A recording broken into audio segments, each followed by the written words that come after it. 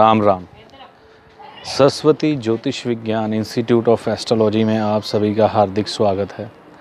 अगर आप इस चैनल पर नए हैं तो इसे सब्सक्राइब ज़रूर करें। वीडियो अच्छा लगे तो लाइक व शेयर करें ताकि ज्योतिष के प्रेमियों तक इसकी जानकारी ज़रूर पहुँचे। चंद्रमा लाल किताब में क्या है? एक परिचय चंद्रमा का मैं आपके सामने रखूँगा। बाकी ग्रहों से भी चंद्रमा के ताल्लुक़ के बारे में आपसे जिक्र करूँगा। विद्या के बारे में भी चंद्रमा से संबंध सीधा है विद्या का, तो उसके बारे में भी जिक्र करूँगा। चंद्रमा के जो देवता हैं वो भगवान शिव को माना गया है। हमारे शरीर में चंद्रमा को जो जगह मिली है, हमारा जो दिल है वो चंद्रमा माना गया है। जो बृहस्पति की सांस को आने जाने की इजाज़त देता है। दिल धड़कता है तो सांस चलती है। इसके अलावा बात की जाए जल यानी कि पानी, वो चंद्रमा का रूप है। दूध चंद्रमा का रूप है। चांदी चंद्रमा का रूप है। और चावल ये भी चंद्रमा का प्रतीक है। धरती माँ ये भी चंद्रमा को माना गया है। हमारी अपनी माँ ये भी चंद्रमा का रूप है। चंद्रमा जो है इस धरती पर दया का प्रतीक है।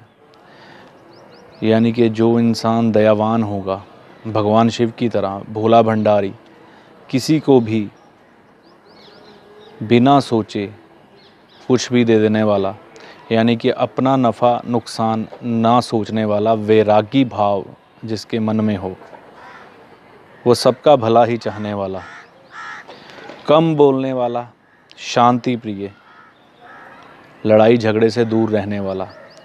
इसीलिए लाल किताब में जिक्र आता है कि जिसका चंद्रमा अच्छा होगा, मंगल बद उससे कोसों दूर भागेगा। सम्राट अशोक की लड़ाई आपको याद है, जो उसके अपने भाइयों से हुई थी। उसके अपने भाई मंगलबद, जिनका कत्ल आम किया था सम्राट अशोक ने। फिर उसी युद्ध भूमि पर लड़ते हुए जब उसे ज्ञान की प्राप्ति हुई महात्मा बुद्ध के द्वारा, तो उसका जीवन एकदम से बदल गया। ये है चंद्रमा। आपकी इस लोक की सोच को ख़त्म करके उस परलोक के दर्शन कराने का नाम है चंद्रमा। मन की चंचलता, सबसे तेज चलने वाला ग्रह है चंद्रमा। मन की गति भी इसी तरह ही चलायमान है। अभी हमारे मन में कुछ विचार है, अगले ही क्षण हम कुछ और सोच रहे हैं, उससे अगले ही क्षण हम कुछ और सोच रहे हैं। कि जैसे चंद्रमा की गति सबसे तेज़ है ग्रहों में, इसी तरह से मन की गति इंसान के अंदर, दिल की गति सबसे तेज़ है। तो चंद्रमा जो है लाल किताब में राशिफल का माना गया है। राशिफल का मतलब ये है कि किसी भी हालात में हो चंद्रमा उपाय के लायक होगा। चंद्रमा को जिसने ठीक कर लिया, उसे सभी ग्रहों के अच्छे फल प्राप्त होने शुरू हो जाएंगे। देखिए, ज्योतिष जो है इसका संबंध आर्ट ऑफ लिविंग से भी आता है, यानी कि हमारे जीवन जीने की कला। अगर आपका मन अशांत है तो योग प्राणायाम भी चंद्रमा है। और क्या क्या जिक्र करूं चंद्रमा के आपके सामने। सूर्य के रथ का एक घोड़ा चंद्रमा है। 7 घोड़े लगे हैं सूर्य भगवान के रथ में। ये वो 7 ग्रहों के प्रतीक हैं, उन्हीं में से एक घोड़ा चंद्र है। जो सूर्य की गतिविधि हमारी रूह में, हमारे जिस्म में चला रहा है, यानी कि सूर्य की जो एनर्जी है उसको चलाने में सहायक, हमारे शरीर को चलाने में सहायक। अब मन के अंदर जो बिजली करौंदती है वह राहु की है। राहु की कैसे आगे मैं आपसे जिक्र करूंगा, पर जो मन है वो चंद्रमा का प्रतीक है। और चंद्रमा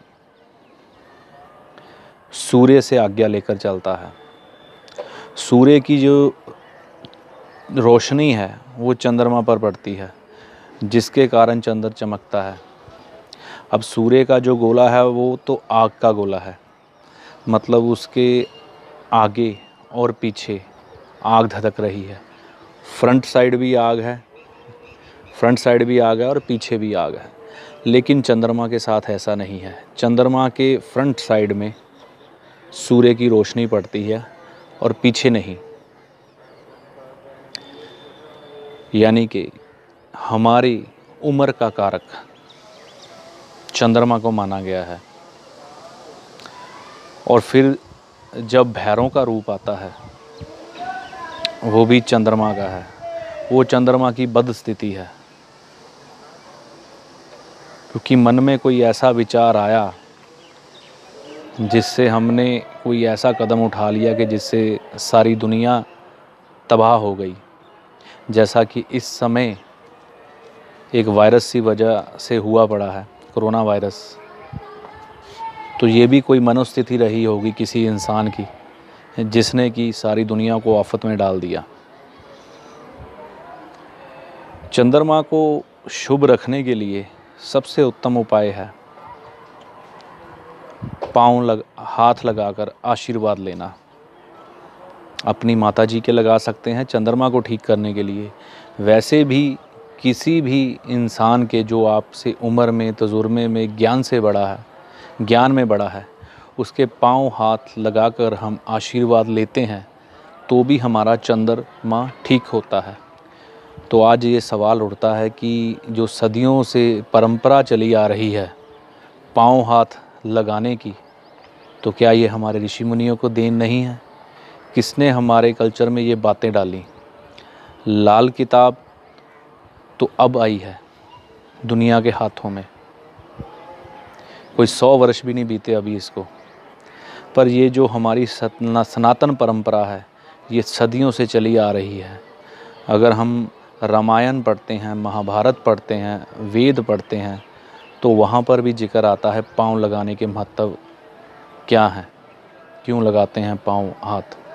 तो ये रहस्य आज आपके सामने उजागर हो गया कि पाँव को हाथ लगाने से चंद्रमा अच्छा होता है। माँ की सेवा, धरती माँ की सेवा। हम जो नदियाँ बह रही हैं, प्राणदायिनी नदियाँ, ये भी चंद्रमा की प्रतीक है। समंदर ये भी चंद्रमा का प्रतीक है, पर इसमें और ग्रहों का भी असर है, अकेला चंद्रमा नहीं। दूध माँ का या गाय का, ये भी चंद्रमा है। तो इसलिए कहते हैं कि हम पर दूध का कर्ज रहता है जिसे कभी उतारा नहीं जा सकता। और आखिर में जो मृत्यु के देवता है, यानी कि हमारी जो उम्र का पड़ाव है वो जब ख़त्म होता है तो उसके बाद भी हिंदू सनातन परंपरा में हमें चंद्र का साथ मिलता है, वही हमें मोक्ष दिलाते हैं। तो ये चंद्रमा की कुछ जर्नल इन्फॉर्मेशन मैंने आपसे शेयर की है। बाकी ग्रहों से क्या संबंध है चंद्रमा का, वो भी मैं आपसे आगे जिक्र करूँगा। इसके अलावा एक बात और छोटी सी जाते हुए आपको बता दूं, ब्रह्मा विष्णु महेश यानी कि बृहस्पति, सूर्य और चंद्रमा। बृहस्पति हमें जन्म देते हैं, हमारा निर्माण करते हैं। सूर्य हमें पालते हैं और शिव यानी कि चंद्रमा हमें भव सागर से पार लगाते हैं, इस लोक से परलोक में ले जाते हैं। इसलिए भारतवर्ष में सबसे ज़्यादा पूजा भगवान शिव की जाती है। और 70% हमारे शरीर में पानी है इस धरती पर भी, जो कि एक छोटे से कंकर से प्रभावित हो जाता है। यानी कि जिसकी भावना सच्ची हो, जिसका इरादा नेक हो और सभी की भलाई के लिए जो कार्यरत हो, वो इंसान हमेशा आपको प्रभावित करेगा। यही हैं चंद्रमा के गुण, यही हैं भगवान शिव के गुण, और लाल किताब के अनुसार यही है चंद्रमा। अब चंद्रमा के बाकी ग्रहों के साथ क्या संबंध है, ये आपको मैं आगे आने वाले वीडियो में जिक्र करूँगा, और कोशिश करूँगा कि जितना अच्छे से अच्छा वीडियो बनाया जा सके चंद्रमा की बेसिक जानकारी के बारे में वो बनाऊं। मेरे गुरु का आशीर्वाद मेरे पे रहे। ये शरीर मेरा है, बोल उनके हैं, उनकी ही आज कृपा से ये सब ज्ञान मैं आपको दे रहा हूँ, और आपके मन में लाल किताब के प्रति मैं एक विश्वास उत्पन्न कर सकूं। इसी के साथ मैं अपनी वाणी को यहीं विराम देता हूँ। राम राम।